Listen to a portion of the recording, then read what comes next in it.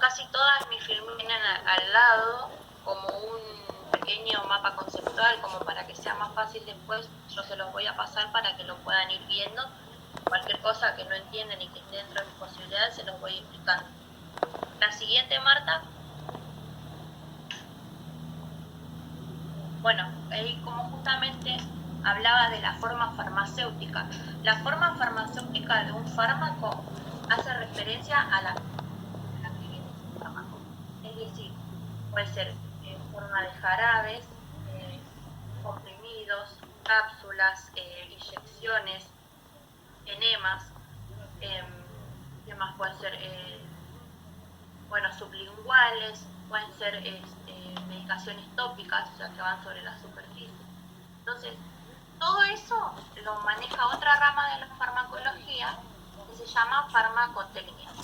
Que para mí es muy importante porque es la que se encarga de elaborar y de idear y diseñar cómo esos fármacos van a ser para funcionar de tal o cual manera dentro del organismo.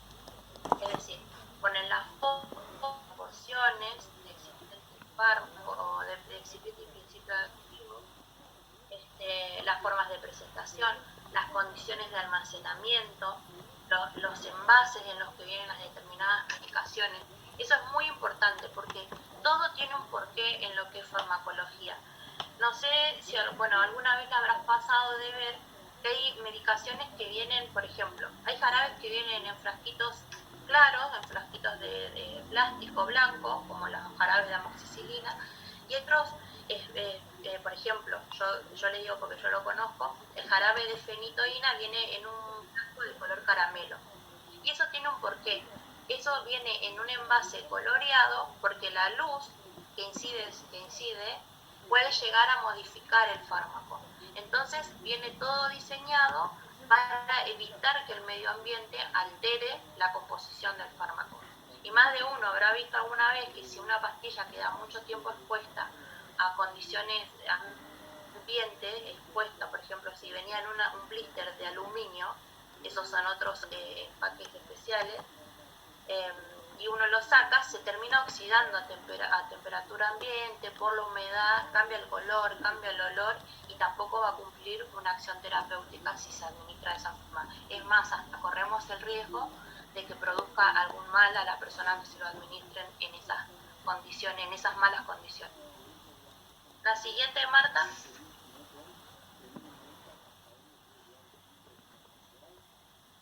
Bueno, acá vamos a hablar, digamos, más grosamente de la farmacología. Lo anterior era importante porque habla del fármaco pero fuera del organismo. Ahora vamos a hablar de dos ramas muy importantes que forman parte de la farmacología, y una es la farmacocinética y la farmacodinamia es la otra.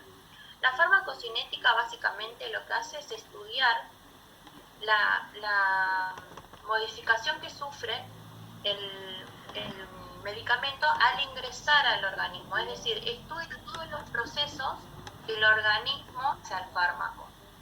Y la farmacodinamia, por el contrario, lo que estudia es lo que el fármaco origina en el organismo una vez que ingresa y cuando pone en marcha su mecanismo de acción. Y también estudia las respuestas que genera ese medicamento, ese mecanismo de acción en nuestro organismo, una respuesta biológica, que es la que se supone que se espera al administrar tal o cual medicación. Siguiente, Marta. No sé.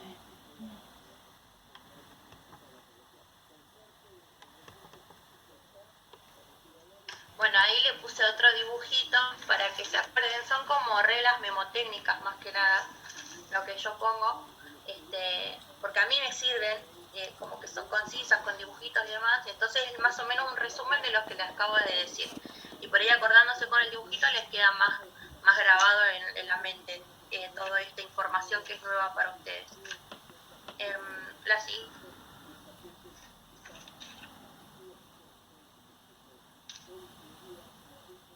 Ahí está. No sé si la lograrán ver claramente, pero bueno, eso es como un resumen de todo lo que de los pasos de farmacocinética. Es decir, desde el momento que uno administra la medicina, todos los procesos por los cuales se atraviesa ese medicamento hasta ser eliminado de nuestro organismo. Lo primero es la administración. Luego, esto se debe absorber, este medicamento una vez que ingresa a nuestro organismo se debe absorber, se distribuye en el torrente sanguíneo, se distribuye a los lugares, a los sitios de acción donde debe actuar.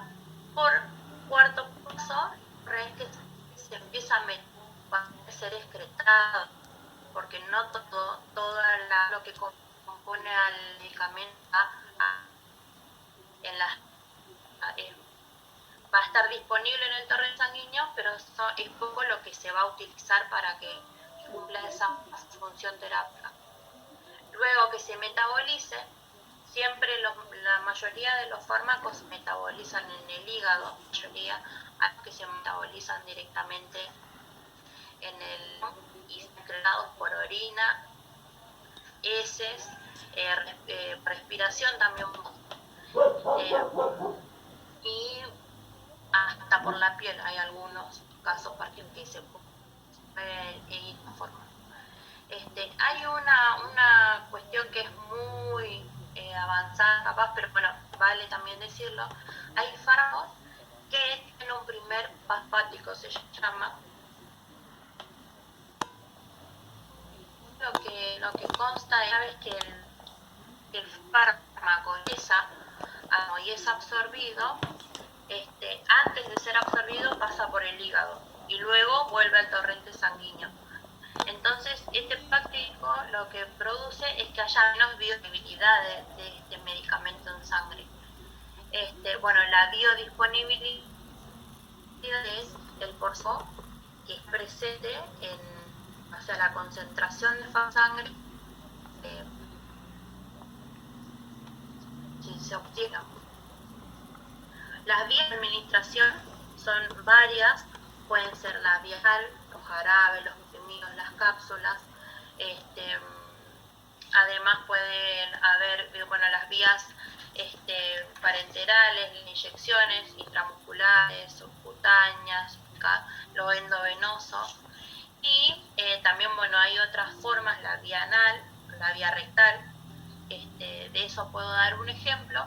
¿Qué sucede? ¿Por qué hay medicamentos con distintas presentaciones con distintas presentaciones de la misma droga? Por ejemplo, si una persona está tratada con diazepam, que se suele usar como ansiolítico, o también se usa para relajar el tema de cuando tienen crisis compulsiva las personas, vienen ya tratados con un esquema, una dosis es vía oral y demás. ¿Qué sucede? Que cuando han suspendido bruscamente este tipo de tratamiento y la medicación tarda un tiempo en hacer efecto, entonces uno sabe que con diazepam, con una dosis de diazepam, una crisis compulsiva va a ceder, pero no es lo mismo administrarla por vía oral que administrarla intravenosa. Entonces, en caso de crisis donde nosotros queremos que el efecto sea mucho más rápido, hay que utilizar las vías más rápidas. Por ejemplo, un endovenoso, un 100% de disponibilidad del fármaco. Lo mismo sucede por vía tal, donde el intestino tiene la mucosa que absorbe rápidamente. De hecho, yo he utilizado enemas de diazepam, que se llaman Deactal, en caso de pacientes que no salen de convulsiones y que corremos el riesgo de que agarren un estatus epiléptico. Eso más o menos el porqué de las distintas presentaciones. De acuerdo a lo que uno quiere, con qué rapidez quiere que el fármaco ingrese al torrente y puede ejercer. Alérgicos al ibuprofeno, que para nosotros el ibuprofeno lo damos como caramelo, y te puede llevar a la muerte a una persona. Entonces uno tiene que ser muy consciente de cómo se administran las medicaciones. Y en enfermería hay algo que se llaman los 5 correctos, que es saber que el paciente sea el correcto, que la dosis sea la correcta, que la medicación sea la correcta, el horario sea el correcto y que la vía por donde administramos sea la correcta. Entonces, todas esas cosas hacen a que nosotros tengamos que estar ahí mirando y viendo bien qué es lo que estamos por hacer, porque en enfermería muchas veces ha pasado que se han equivocado y han habido accidentes muy grandes, pero eso también va por la responsabilidad de cada uno. Yo a veces prefiero pasar por ignorante, que no sé, y preguntar, y donde yo veo que a mí algo me suena mal, yo lo pregunto o directamente me niego, porque realmente no podría cargar con algo así en mi conciencia. Por eso uno tiene que ser atento, aunque sea leer los prospectos o ver los nombres de las medicaciones, porque más de una vez te puede pasar también que se te equivoquen en la dosis. Ponele, vos tomabas de 5 y te mandaron de 15, y así producen las intoxicaciones y un montón de cosas. Por eso es bueno que uno estas cuestiones las tenga y las sepa manejar. Ahora sí, Martita, la próxima.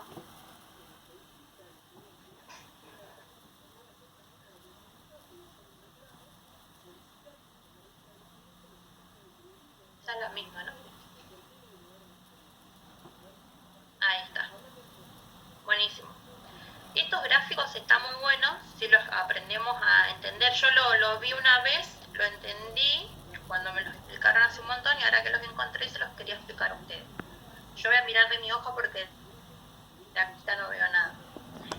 Bueno, el margen terápico es el margen de concentración en sangre del fármaco en el cual se produce la acción terapéutica.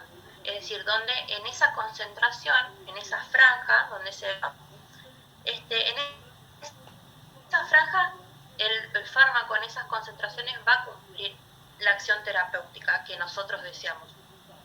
Como nosotros podemos, las dos curvas empiezan en 0, y lo que marca este gráfico es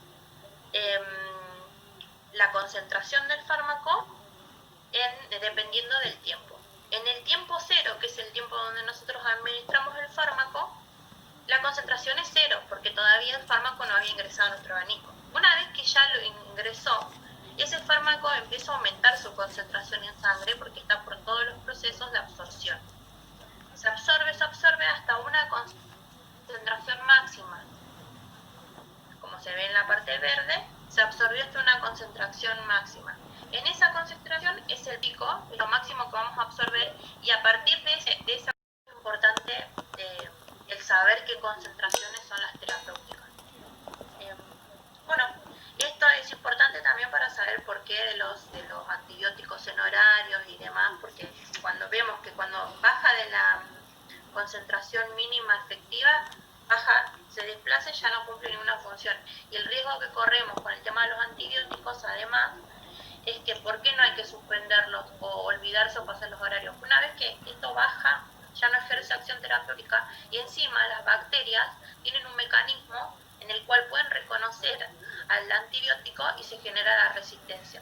Si antes la amoxicilina hacía un montón, hoy en día están dando amoxicilina con ácido clavulánico porque ya la amoxicilina para un montón de bacterias ya no funciona. Entonces vamos generando resistencias y los bichos se hacen cada vez más inteligentes, y es más o menos lo que nos está pasando con el coronavirus ahora. Bueno, el próximo, Marta. Me voy por las ramas, me parece.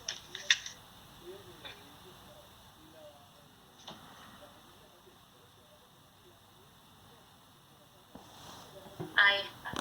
Esto es la farmacodinamia. Lo anterior era todo farmacocinética, todo el organismo le hacía el fármaco. Ahora es lo contrario, lo que el fármaco hace en el organismo. Y acá, como podemos ver en estos dibujitos, es como toda una maquinaria. Una vez que el medicamento ingresa en el organismo, empieza lo que se llama el mecanismo de acción del fármaco. Y es justamente para que el ácido o el lugar donde tiene que ir a actuar lo reconozcan. Ya el fármaco viene como señalizado con una señal, y es identificado por los receptores de las células. Puede ingresar a la célula mediante un montón de mecanismos de las células, que capaz que lo emotivo, la bomba de sodio-potasio, los canales iónicos, todo eso como viene señalizado ese medicamento. Una célula genera una determinada reacción biológica, una respuesta biológica. Y ese es el famoso efecto terapéutico o farmacológico. Bueno, y de esta cama producirse, va a depender la eficacia de este fármaco. Como vemos en el segundo gráfico, bueno, acá creo que habla de cómo actúa el omeprazol. Y justamente muestra cómo el tema del omepiácido, para los que no saben, que se utiliza, bueno, en casos de acidez. La acidez, ¿por qué es producida? Porque nuestro estómago está produciendo más ácido clorhídrico del que debería. Entonces, al haber una concentración de pH mucho más alta, se vuelve más ácido y empieza a... Entonces, para inhibir esta bomba de sodio, bueno, este pH se aumenta, protones se liberen al interior, más va a ser el pH, más va a aumentar la acidez del pH del estómago. Entonces, ¿qué hace el omeprazol? Viene como un ensamble y cierra este mecanismo. Entonces, dejan de liberarse protones y entonces baja la acidez. Que produce. Más o menos así son los mecanismos de acción, a grandes rasgos, chicos, porque hay un montón de otros que, esto es un ejemplo mínimo, pero hay un montón de otros que se unen con un montón de otros complejos proteicos, de enzima, complejos enzimáticos y demás, que son miles y miles de ellos.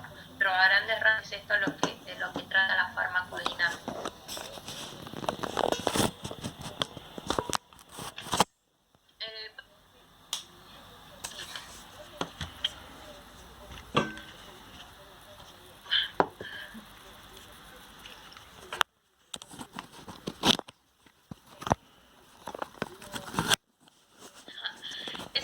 Para acordarte una reacción, o sea, el efecto de acción y que algunos como bien pueden bloquear determinadas funciones, otros las pueden aumentar y otros las pueden disminuir. Así que bueno, el mecanismo de acción va a depender del síntoma y de la patología, de lo que se quiera conseguir como respuesta a ese fármaco. El siguiente, Marta.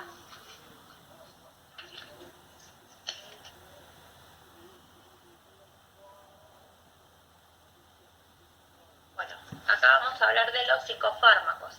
Yo la otra vez le había mandado un PowerPoint o un PDF, no sé qué, pero ese estaba bastante completo y era bastante sencillo de entender. Son las generalidades y lo que más hay que observar de cada psicofármaco, tanto de por qué se administran y qué cuidados hay que tener con los pacientes que se medican con este tipo de fármacos.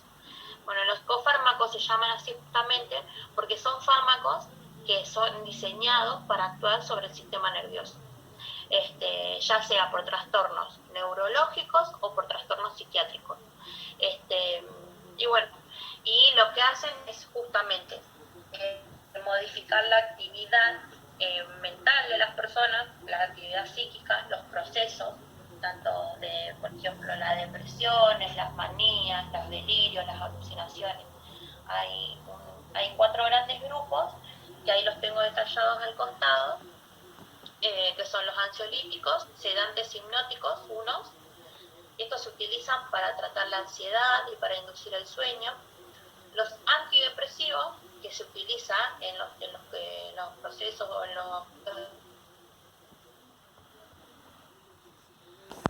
como estudiante incluso en la enfermería, y después estás dedicada a trabajar con esto, entonces por eso mismo yo dije, bueno, qué mejor que hable una persona que conoce mucho sobre este tema.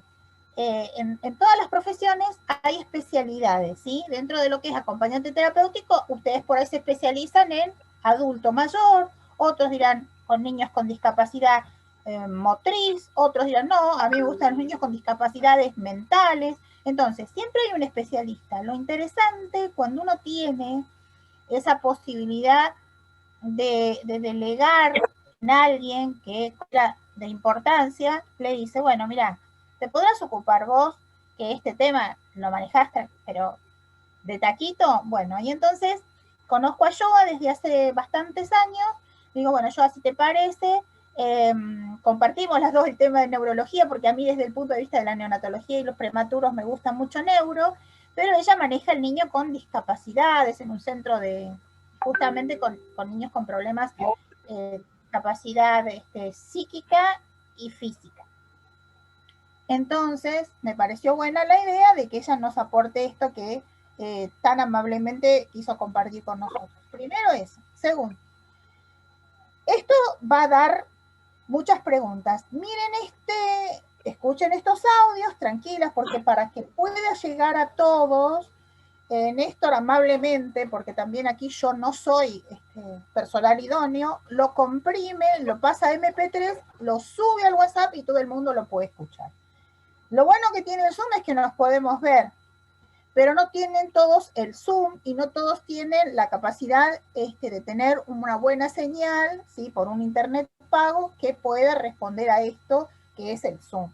Entonces hicimos esto porque sí es cierto que yo puedo estar explicando como lo he hecho, subiendo fotitos y todo lo demás, pero a veces no alcanzan, no hay nada que sea igual a la clase presencial, pero sí el Zoom ayuda bastante porque el Zoom tiene esto y tiene, por ejemplo, si yo quisiera armar salas, entonces trabajan en equipo Joana, Aldi, Mirta, Marta, Rosa y Loa, y Néstor, Rocío y Sheila. Son 3 grupos, los pongo en 3 salas separadas y ustedes trabajan. Digo, en 20 minutos nos volvemos a juntar y nos juntamos y trabajamos y cerramos las conclusiones. Eso es maravilloso, pero hay que tener Zoom, hay que tener una buena señal de internet, obviamente no todos lo tienen, lamentablemente, entonces lo vamos a manejar así. Quiero dejar aclarado eso, quiero dejar aclarado además, por si todavía alguien no tiene dudas, de que yo les pedí de que se fueran poniendo al tanto con los cuadros sinópticos, mapas conceptuales, lo que les saliera. Porque ese era material para el final. Bien, no sabemos cuándo va a ser el final, lo dejo en claro porque en la reunión docente esto ya se había hablado. No sabemos si vamos a tener final este año, si lo vamos a tener en marzo del año que viene. Así que vamos poco a poco. Si bien yo lo venía diciendo, hubo gente que le llevaba el ritmo y hubo gente que pensó que por ahí tiene suerte y se la llevan los marcianos a las profesoras, entonces, no, ¿para qué voy a hacer los 4? Yo puedo entender todo, lo que no entiendo es la falta de respeto y la especulación. Eso no, y menos en un profesional de salud. Alguien que especula o que miente o que, tergiversa la verdad que es un problema. Yo no quisiera que esa persona me cuidara a mí y ni a ninguno de mis familiares. Por eso digo lo siguiente. Quien puede adelantarse y tiene todo, genial. Quien vaya poquito, mande lo que tiene, ¿sí? Quien no tiene nada se tendrá que poner a hacerlo. Yo confiaba en que cada uno iba a tener la responsabilidad de hacerlo. Y me parece que me equivoqué. No con todos, afortunadamente, pero con cierta gente sí. Y gente que nunca apareció, ahora está desaparecida o apareciendo de vez en cuando pidiendo rápidamente todo. Ni siquiera los audios se escuchó, porque se hacen preguntas sobre cosas que ya se aclararon en los audios. Entonces, a mí me paga el ministerio es de todos los que abonan sus impuestos, entonces a mí no me gusta estafar a nadie. A lo que voy es, esta posibilidad que nos brinda hoy de tener una computadora, eso todo el mundo lo tiene, pero sí lo que todo el mundo tiene, si quiere ser profesional, es tener ganas. Y eso no se lo pueden dar ni endovenoso, ni en una pastilla, ni en un supositorio, eso no. Entonces, acá van a trabajar con personas y tiene que haber una responsabilidad, ¿sí? Si no, lo que hacemos es degradar la profesión que elegimos, ¿verdad? Entonces, si ves que estos son un desastre, no es así. Entonces, por eso mismo, quiero aclararlo, para que quede todo bien clarito. Yo sé que con algunas personas no tengo nada que aclarar porque saben perfectamente de los que estoy hablando y quien no lo entiende es una lástima porque los que me conocen sí saben cómo soy. No pensaba pedir el trabajo, pensando en que cada uno lo estaba haciendo lo que correspondía en su tiempo y me pide la dirección que lo haga. A mí no me asustaron ni me dijeron hacelo o te despedimos, hacelo o vas preso. No, no, para nada, chicos. Me dijeron, ¿sabes qué? Vos estás muy confiada con los alumnos y vos tenés que tener algo que avale lo que diste. A mí me duele el alma eso. ¿Saben por qué? Porque yo creo que hablo con adultos que van a cuidar adultos, no con niños. Entonces, no me gusta la gente que especula, no me gusta la gente que trata de caer bien para que yo le, no sé, le tenga consideración o, como dicen los chicos, le chupa las medias. A mí no me gusta eso. Yo prefiero quien me diga de frente lo que piensa y no que lo esconda o lo traslade a espacios que no sirven. Desde el primer día de clase, la presentación. A mí no me puede alcanzar una presentación para saber cómo son. Intenté a través de esto, porque no tengo otra forma, de conocerlos. Entonces, no alcanzó, los demás tampoco alcanzaron a conocerme, yo más no puedo hacer. Lo que sí sé es que lo que tengan, poco, mucho, menos, lo mandan, lo vamos viendo. Cuando sea el examen, trataremos de estar en orden. Cuando llegue la instancia de examen, que puede ser marzo del año que viene o diciembre del año que viene, porque como van las cosas no sabemos, tendrá que estar todo listo. Ya está, para presentarse a examen hay que tener regularidad. Y nada, imagínense si yo tuviera que tener en cuenta el presentismo. Hay gente que nunca se conectó y ahora sí está desesperada por conectarse. Entonces tampoco serviría el presentismo. Acá lo que sirve es la palabra. Si en este momento y en estos tiempos que corren la palabra no sirve, vamos mal, vamos para atrás. Y el coronavirus es un bicho que vino a enseñarnos muchas cosas. Y una de las cosas es a ser honesto, a ser buena gente, a ser solidario, ¿sí? Bueno, algunos aprenderán la lección y otros les llevará más tiempo, supongo. Así que bueno, aclarado esto, que les va a llegar a los oídos de los compañeros también, vamos a agradecer nuevamente a Joa, agradecerte Néstor, por favor, el tema de que armes el Zoom, porque sos el que tiene la posibilidad de comprimir esto para que les llegue a todos, y decirles además que espero de todo corazón que lleguemos bien a fin de año en paz con nosotros mismos primero antes de en paz con el resto del mundo, porque creo que la paz empieza por uno. Cuando uno no tiene paz y está jodida la cosa. Agradecerles también a ustedes la confianza y el tiempo que me dispensaron. A veces hay que disponer de eso en un ambiente como la casa, donde hay los niños, donde está la familia, los animales, y es muy despelotado, pero los miércoles a las 6 de la tarde siempre hemos tratado de estar juntos. Dicho todo esto y aclarado, terminamos de escuchar a Joa con psicofármacos y después todos nos vamos al WhatsApp para aclarar cómo va a ser el trabajo donde yo los voy a escuchar a ustedes esta vez. Porque un profesional que va a cuidar a otro tiene que tener un dominio del lugar, tiene que saber hablar con los demás. Entonces, ay, a mí me da cosa. Olvídate de que te ponga nota porque saben que la nota no existe. En este momento un 1, un 4 y un 10 es lo mismo. Entonces la nota no sirve. Hay que vencer el temor a equivocarse, a que qué piensen de mí. Había un cartelito que lo digo ahora porque hace muchos años viajando en tren, una nenita que estaba de esos almanaquitos que te dan para que le des.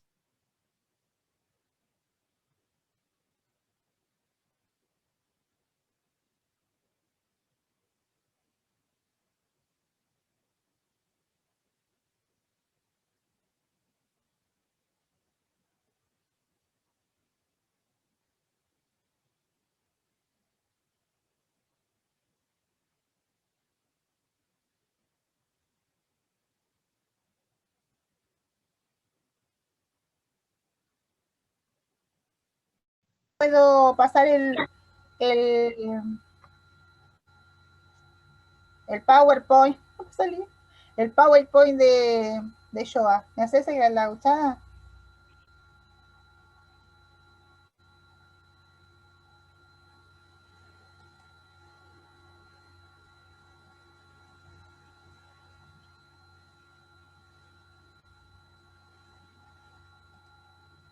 ¿Podés, Néstor?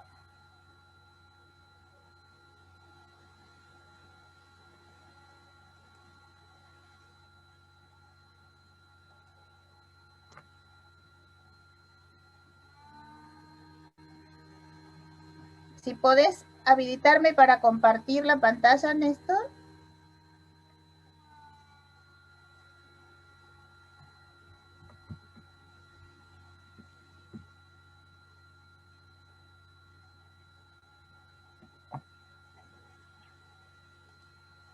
Ok, ya estamos.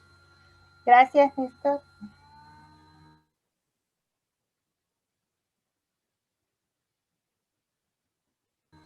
El PowerPoint de Joa.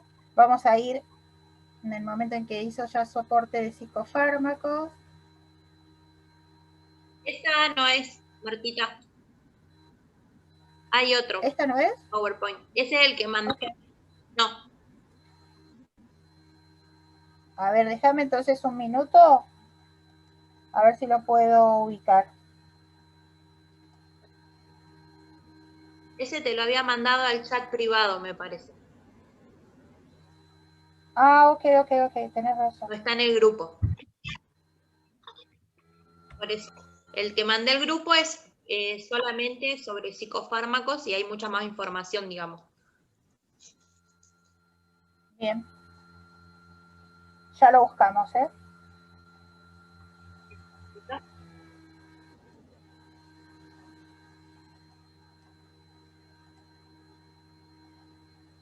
Ok, me parece que es este. Sí, me parecía que tenía otra portada, ¿sabes? Sí, eran sí, otras. Ah, ok. Bueno, ahora sí, ya lo tengo.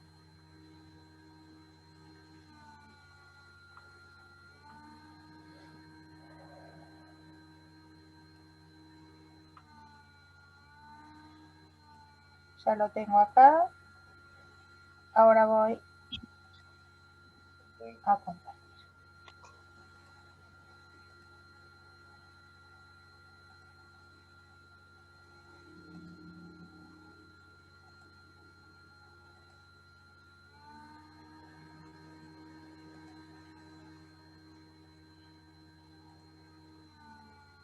Bien, ahora está. Es este, ¿verdad? Sí, ese. Bien. Así lo podemos abrir. ¿Me están pudiendo ver, no?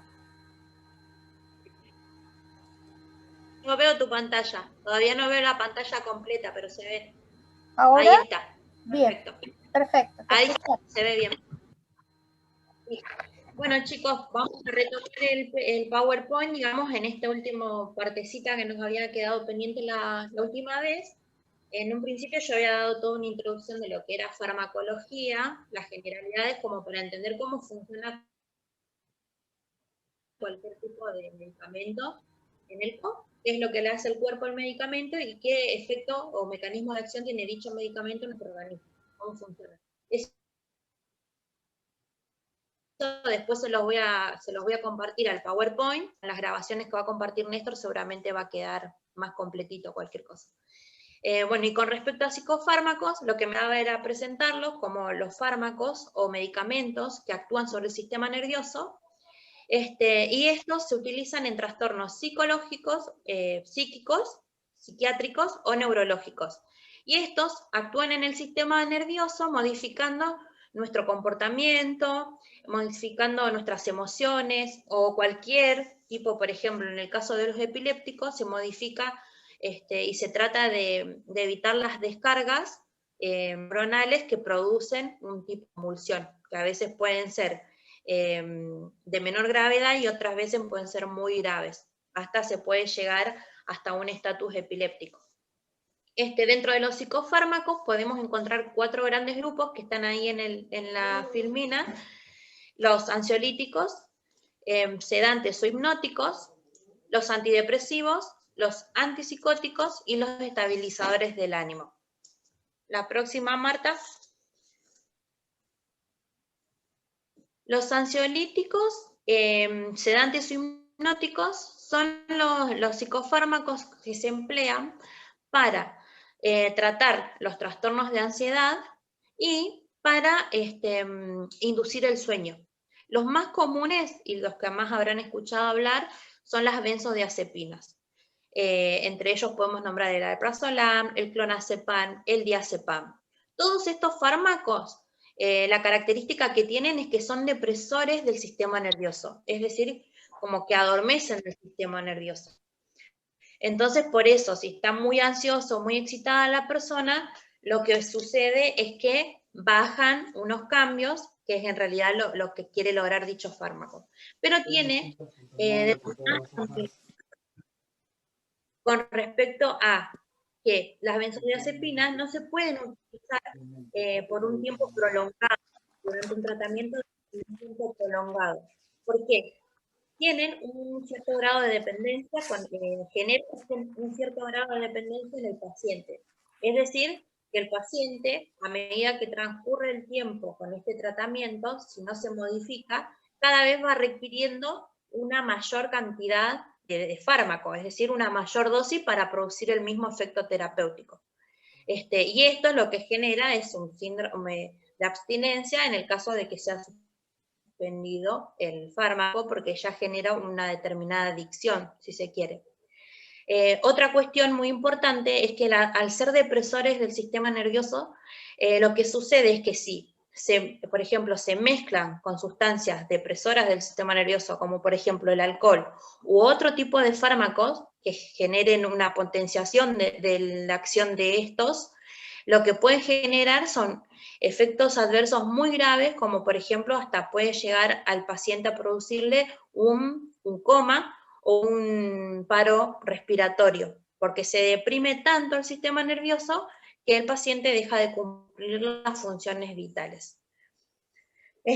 Bueno, ahí en las filminas les puse un cuadrito con los, de un lado están digamos, las acciones que producen estos fármacos, y del otro lado serían los efectos adversos. Sería ya lo más riesgoso que podría suceder con este tipo de fármacos. La siguiente, Marta. Bueno, ahora pasamos con el otro grupo, que son los antidepresivos, que como su nombre lo indica, se utilizan para tratar los trastornos depresivos. Bueno, ahí yo hice un listado más o menos de todos los tipos de trastornos que se pueden tratar con este tipo de fármacos. Y bueno, lo que me gustaría más explicarle es, si bien su función es la de estabilizar un poco también el ánimo, sacar al paciente de ese estado de depresión, todos los antidepresivos en general tienen la misma eficacia, la misma acción terapéutica.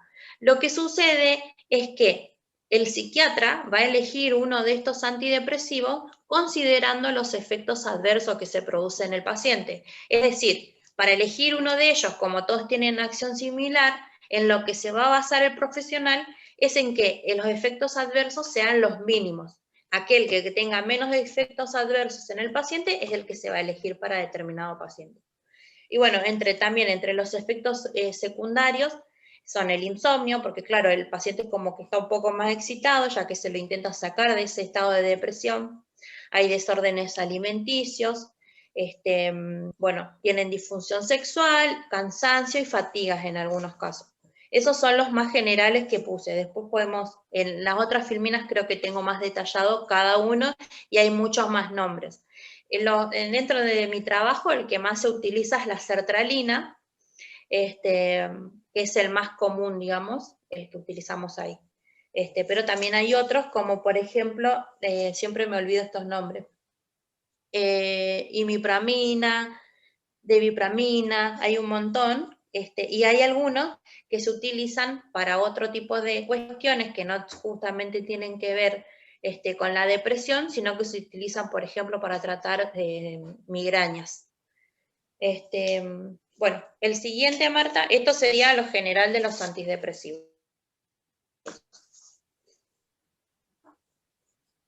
Ahí está. Los antipsicóticos o los neurolépticos son fármacos que se utilizan justamente para tratar los síntomas de la psicosis, es decir, el desorden del lenguaje, del comportamiento, los delirios, las alucinaciones.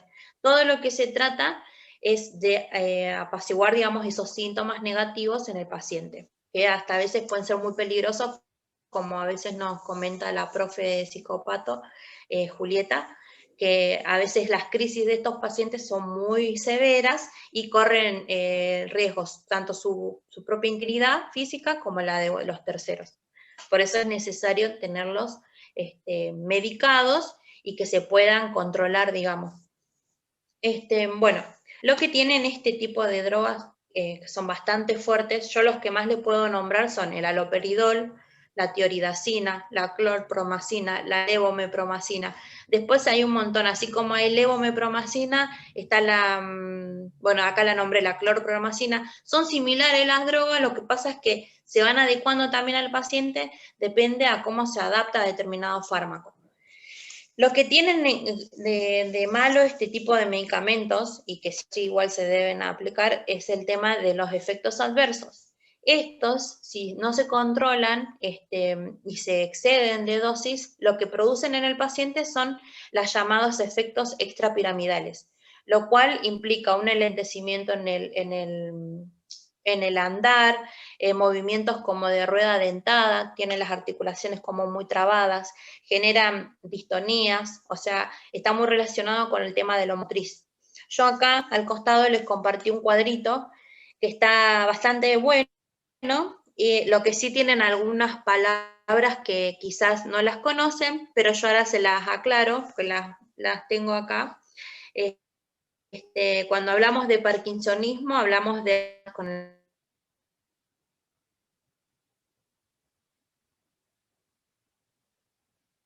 la discinesia tardía, movimientos involuntarios. También genera, tienen varios tipos de alteraciones, no solamente en el tema, las extrapiramidales corresponden al movimiento, pero después hay alteraciones metabólicas, reacciones alérgicas, alteraciones endócrinas. Todo esto es necesario saber. ¿Por qué? Saber no es memoria, pero sí saber observar que pueden haber, cuando sus pacientes, los que ustedes tengan a cargo, quizás empiecen un tratamiento, tratar de agudizar el ojo para ver qué tipos de modificaciones en el comportamiento, en su forma de ser, observan, y quizás muchas veces tengan que ver con este tipo de medicamentos, con un efecto adverso del plan farmacológico que están recibiendo. Entonces, por eso es bueno, no les digo que sepan todo de pie a pa, pero que sepan que algunos de estos fármacos generan este tipo de efectos adversos. Dentro de esto, lo que puedo decir, por ejemplo, el haloperidol es un fármaco que se puede aplicar intramuscular o se aplica día por día en comprimidos. ¿Qué pasa con el haloperidol intramuscular? Que es un antipsicótico de depósito. Se pone una sola dosis una vez cada 28 días. El tema es que hay que ser muy estricto con el tiempo.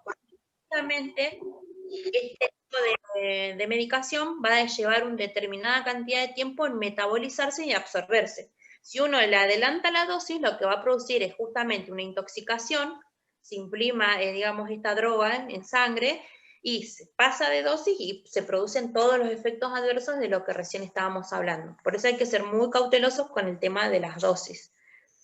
Bueno, la próxima, Marta.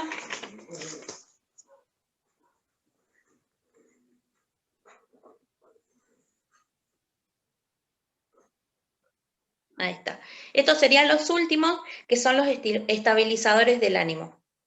Como su nombre lo indica, lo que hacen es estabilizar justamente los estados de ánimo. Más que nada, en los casos de manía, depresión, esos trastornos bipolares que muchas veces hablamos en psicopatología, se tienen que estabilizar con este tipo de fármaco.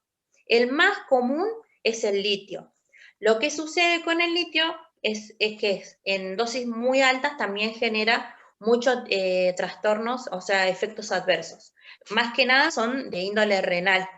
Generan insuficiencia renal, también temblores, náuseas, aumento de peso.